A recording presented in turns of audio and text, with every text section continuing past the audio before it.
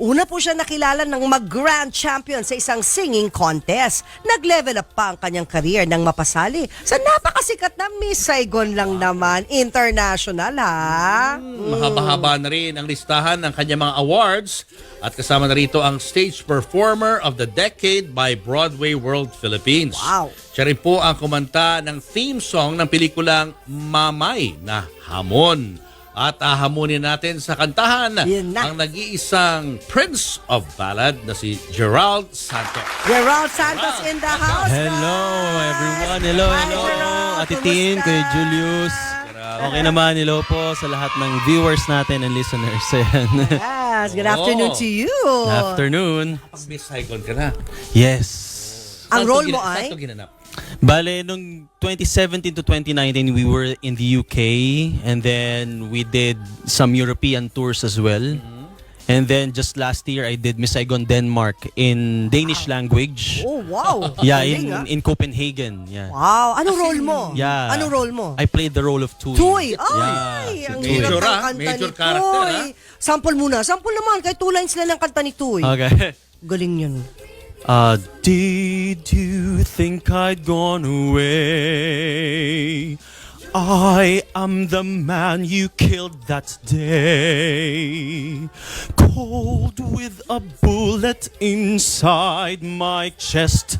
My corpse may be sleeping, but my soul won't rest. I'm the crime that you hid.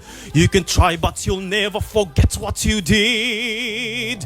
You will never be free.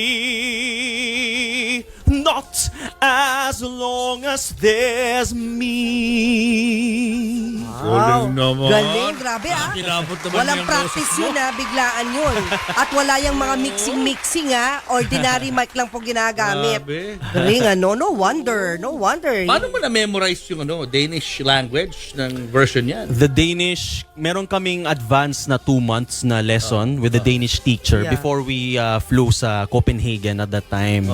And then additional 1 month na lesson dun sa Copenhagen and then plus 1 month of yung rehearsals for the show. How hard was it?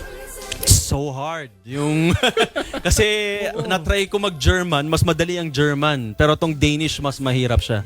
Sobrang hirap Diba? ng Danish kasi yung di kasi nila iba yung di nila. Oo. Unlike sa German yung ano lang yung Sila, diba?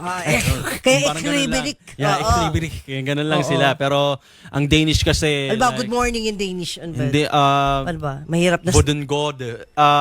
Mahirap. Like Parang nabibilaukan ka ng slide. yeah, parang Go. meron kang ano nga daw may May marble. O merong bola. bola sa bibig mo. Ngayon ko lang narinig yung ganyan Kasi all the while I thought na kapag nagtutour ka sa Miss Saigon, you're using the English language. Yung pala mag-a-adjust ka. Merong Sa bansa. may countries na they prefer yung kung ano yung language dun sa country na yun. Wow, amazing. Thanks for sharing your journey. But how has this changed your life as an artist, being a hindi na pala Broadway to, basta stage or musical performer? It changed my life so much. It's priceless, I would say, yung experience. Kasi I get to travel the world while doing what I love. And I remember nung time na yon, sobrang hindi ako ganun ka-independent pa. So I learned to how to live by myself, to be independent. Kasi grabe yun. At that time, we were rehearsing from like 10 a.m. to 6 p.m. And then, ikaw pa yung magpe-prepare ng food mo, mag-grocery ka, linisin mo yung bahay mo. Dito kasi medyo spoiled ka pagka-artist. Dito, May pwede kang mag-PA, di ba? Kasi doon hindi, ikaw lang talaga Sarili, mag-isa. Yeah. So, ang dami. Hindi lang as a performer, kundi as a person, it made me grow so much. Galing. And did this open new doors for you as an artist, mga offers or whatever? Yes, definitely. Yung una-una, of course, yung value mo, it increased dahil international. And then, mga concerts. Actually, nung pag-uwi ko, I did like 3 concerts right away. But the pandemic came. Happened, So, yeah. medyo na halt ng konti. And then, I got into movies. Yung may mga military movies agad ako na nagampanan. Walang Kasi kantahan yan Walang kantahan yan. It was Talaga. pure acting, yeah. Because nakita nila yung portrayal ko ng Tuy as parang sa pictures nakita nila na pwedeng mag-military ano talaga character. So, yan Hindi mo tinry na mag-audition sa mga Broadway plays. Oo nga. Actually, sa Broadway kasi may hiwalay na visa for that. So, I need to get that first before I can audition. Tsaka dapat part ka ng union, di ba? Yes. Kasi yun nangyari kay Lea Salonga mismo. Muntik na nga hindi Yes. tuloy ng Miss Saigon ni Cameron Yeah. McIntosh sa Yeah. New York. Way Kasi back, hindi yeah. pa part si Lea ng union of Equity. whatever. Yeah. Equity. Parang si ano The pala actors yan? equity. Hindi yan. Oh. Si Alan Kay, di ba? Hindi rin naman. Muntik namang Miss Saigon yun. Pero yun din ang problem niya. To be Hindi, part of hindi, the... hindi rin. Kailangan may mga requirements na ganun eh. hirap. But, Hamilton, have you ever Yan, auditioned pwede ka for rin Hamilton? Hamilton, no, I haven't. But if there's an opportunity, why Ang not? bagay sa'yo. Actually, if, sa UK, parang kung magkakaroon ng opportunity, yeah, why not? Yeah. Yung Miss Saigon local edition, di ba? Meron part, din yun, part ka ba? For the Manila run Yeah. kasi yung Australian cast ang dinala nila. Oh, I It's see. the Miss Hindi pala Saigon Filipino Australia. cast to. It's the production, it's Australian production and crew. So, But that's although- weird. Kasi ang gagaling ng mga Pilipino, ba't di na Yeah. maglagay ng Filipino dun sa Manila? Unfortunate Oh, lang God. yung nangyari na, yun nga, how ironic. Yeah, I did it for like almost 3 years. Yeah. And dito pa sa home country na hindi Oh. na-play. But I'm good. Open to Like, it? I did it for like 600 plus performances. So, sabi nga nila, as Tuy, I had my time. Yeah. Yun lang, ironic lang talaga na hindi ako yung... Sayang, dito ka nakapag-play sana dito. mapano. But if they Yeah, invite but you, it's you're okay. open to it? Yeah, Oh, yeah. yun. Why not? Yeah. Kaya niya na yun. Second oo, nature niya na mani-mani yung na mag-tuy. Correct. Anyway, backtrack tayo sa sa simula ng career mo. Yeah. Sa industry. So, I started sa singing contest sa TV, a reality singing contest sa GMA before. Ayan, yung Pinoy Pop Superstar, hosted by Regine Velasquez. Yeah. I was the second grand champion of Pinoy Pop Superstar. Ayun, doon ako nagsimula talaga. Basta I was nakapag-record only ka. 15 at that time. Yes. Ilan taon ka na ba ngayon? Ang tagal na eh. So, kanina 20. binabanggit mo, Titin, yung ano, 'di ba, yung anniversary ko. Oo. So, i-add mo na lang i-plus doon. mo na lang. Ano yung kinanta mo Plus doon? 18. Ano yung winning piece mo doon?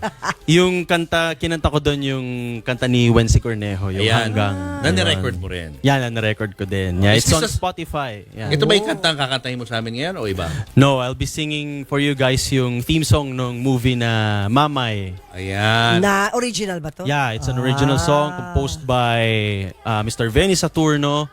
And itong Mamay, it's the life story of Mayor Marcos Mamay of Nunungan, Lanao del Norte. And life story niya to. Played by Mr. Jeric Raval. Jeric Ravo. Na-interview Yeah. mo na si Oo Jeric nga, sa parang vlog ito mo. nga yung ano. Hindi, wala pa sa vlog ko. Pero nung in-interview natin siya dito sa Julie sa Tintin, yan ang pinag-usapan natin Ayun yung na. Mamay. O, pakinggan na natin. Si yung Ara kanta. Mina. Oo. Andyan din si Ara. Nakita ko Pakinggan siya. na natin, guys. No? Yeah. Kanta. Theme song ng Mamay. Yes, go ahead, Gerald. Gerald Santos.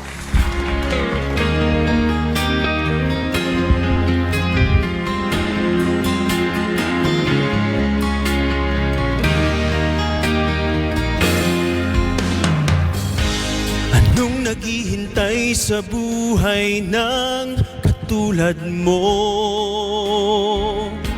Pagsubok ay anong bigat tinadhana para sa'yo? Hindi ka sumuko sa pagsubok ng mundo. Sa timbangan mo mananaig ang totoo. Hindi naging hadlang ang hirap na nilandas mo. Alam mo na may bukas na laan para sa'yo. Patuloy kang lumaban nang upang makamtan paraiso na hangad ng sino man. Sa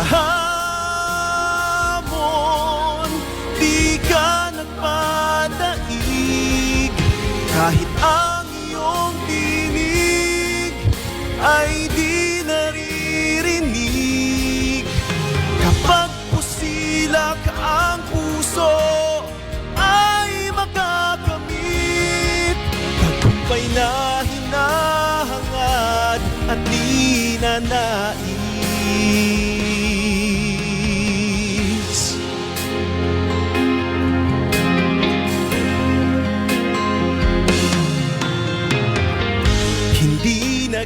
lang ang hirap na nilandas mo.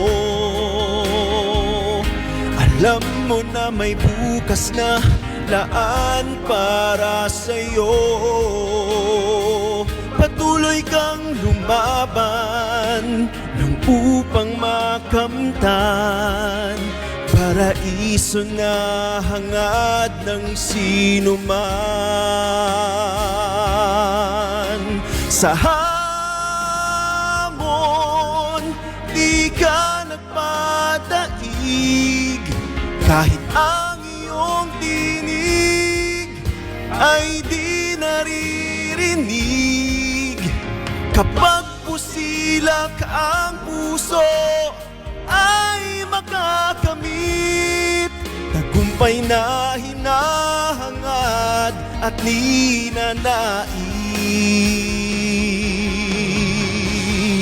ninanais.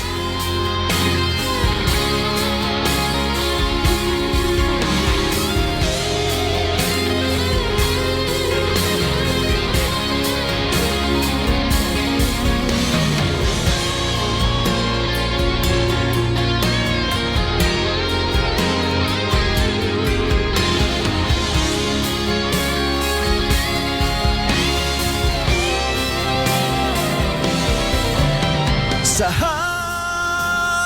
hamon, di ka nagpadaig, kahit ang iyong tinig ay di naririnig.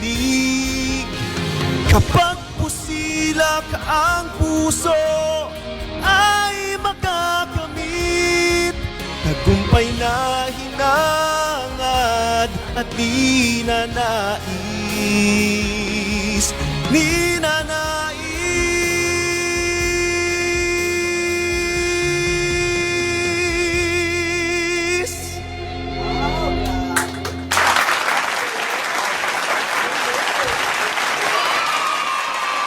Mr. Benny Saturno. Ay, kaya pa. Ayun. Ay, Benny. Ayan. Grabe.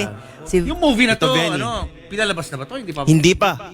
Upcoming pa lang ito, so abangan nila. Ayan, again, this is the life story of Mayor Marcos Mamay of Nunungan, Lanao del Norte. Ayan, sana supportahan po nila. Napakaganda po ng movie. And thank you for the opportunity, of course. Yan kay Mayor Mamay. Mayor Marcos Mamay, thank you so much. Kay Reynes Canyo, hello. Kay Tito Benny Saturno, ayan, for the opportunity to sing his song. Ayan, actually first time kong kumanta ng Benny Saturno song. So, Ganda wow. nga eh. Yeah. Ganda ng song. So ito mapapakinggan to sa Spotify, no? yeah, it will be out. It will be out very soon sa Spotify. Si ano ba na nakatrabaho mo na rin? Si Miss Leia Salonga? Oh, the original Yes, Saigon. yeah. Ah, was I worked with her sa Sweeney Todd way back Oh, wow. 2019 with Atlantis Productions sa Soler. Nasa Soler. And then we did it sa Singapore as well. Were you, Ayan. musta? Experience. Oh, grabe yung experience na yan. Na-intimidate ka ba? Oo, Kinabahan di ka ba? natakot? Lahat kami actually. Lahat kami talagang kinakabahan kasi first day of rehearsals pa lang, memorized niya lahat ng mga kanta, Professional lyrics, talaga yun eh. and performance level. Kaya sabi ko, Professional. ito yung ano dapat standard ng lahat. Manliliit ka pag ano eh. Grabe. Anyway, you've done originals and you've done covers. Yeah. Yung kay Wency Cornejo, ginawa mong cover. Yes. As an artist, anong mas gusto mo? Yung originals o yung kumakanta ng covers? Actually, dun sa nabagid ko kanina kay Kuya Julius, nakalimang albums na ako. And dun sa apat na yon, it's an all-original album. Yung apat na albums ko. Ever since, I prefer talaga original songs. But unfortunately, at that time, like that was like 10 years ago yung span nung ano na yon. Nung time na yon, mas prefer nila yung mga covers. And now, nakakatuwa kasi mas pinaprefer na nila ang originals. Because of the copyrights ng mga issues, di ba? Even sa social media, may issue na ngayon sa pag magko-cover ka ng kanta ngayon sa online. So, yeah, for me personally, I would prefer ang original songs. And, ayan, yung mga original songs ko, I hope mabigyan ng opportunity kasi na-out na rin siya sa Spotify, yung mga songs Pero ko. curious lang kami, kapag gagamit ka ng song ng iba, for example, yung kay Wency Cornejo, na ginamit mo yung song niya, ano yun, may binayaran ka ba doon? Humingi ka ng permission? Paano ba? Yes, kapag ka mag-cover ka ng song, especially if you will put it out as a single or for an album, dapat magbabayad ka talaga ng royalty or yung royalty na tinatawag for the composer and for the publisher nung song na i-revive mo. Ayun. Tapos, So malaki ba yun? Oo, Halaga? magkano? Oo. hindi naman siya ganun kalaki. Affordable naman. Affordable naman, and it depends kung gaano kasikat yung kanta. Yun.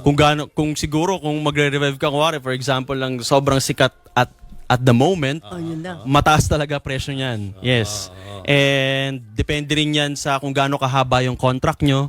Kung if they will allow you to use it for like 2 to 3 years or much longer, mas mahal lang babayaran mo dyan. Wow, pinatutunan kami sa iyo ha, Gerald. Ayun. Kaya tama-tama yung topic natin kasi nakausap nga natin si Shaira Shaira. tungkol dyan. No? Anyway, Gerald, invite mo na yung mga, Go. mga viewers natin sa concert mo.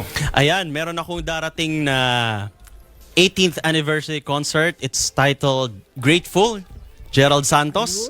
Ayan, it's gonna be at the Music Museum. Yung mga special guests ko to follow, pero ayan, abangan nila yan. And it will be available sa Ticket World ang mga tickets very soon. So, wag nyo lang kakalimutang i-follow yung aking social media accounts para ma-update kayo sa kung kailan lalabas yung ticket. And yun, abangan nila yung movie na Mamay, Yun na. the Mayor Marcos Mamay of Nunungan del Norte Mayor, ayan, story. Ayan. Iba-ibang kanta ang iyong aawitin doon, no? Yes. Pop and Broadway, yan. Yes, and abangan din nila, actually may balak akong maglabas ng mga new singles. And I will go back to my pop roots. Kasi yun naman yung maganda, kasi I started talaga sa pop ballad. So nag-theater ako and now I'm going back kasi yun talaga yung indie to sa Pinas eh. At bumalik ka sa amin anytime pag ilo-launch mo yung mga Please, singles mo please, in the yeah. future. Please Open let me ang tahanan promote. namin sa iyo. Thank you so much, Ate Thank you, Tina. Gerald, for sharing with us the beauty of your voice today You're and your welcome. journey as a singer. Thank you so much kay Julius, Ate God Tina. bless. Sa O, lahat, panurin thank niyo you ang so much. concert ni Gerald. Papo. Sa June 29. June 29. June 29. At At the susunod